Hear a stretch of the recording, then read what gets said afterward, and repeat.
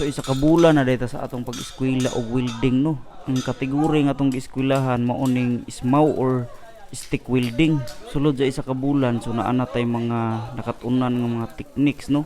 Ilabi ning pagpasiga aning electrode niya bitaw no, lisod man dahil sa siya kay kung dili nimo siya ma-preheat or matimpla ang iyahang kayo so magkabati-bati yang agi no, makatay-tay ba sayon kay siya tan-awon pero lisod ay ni siyang trabahoon kay labi na ning full weld bitaw no. Kaning mag-root pass pa kay kinahanglan gid sa ilapos dito sa pinakailaw kaning root pass kay dako ni siya score para makapasar ka sa insito kay kung dili mo kuna nimo palapos og tarong or posible nga magburot-burot siya so wala siya strength nga tarong imong pagka-welding.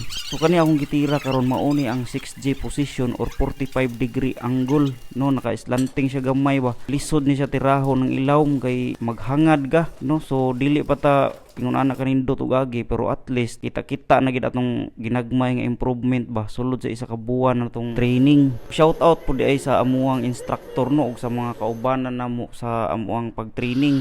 Pohon nga nindot na ta og agi aning ato ang welding so pwede na ta maka-apply og caregiver pohon ba di ba?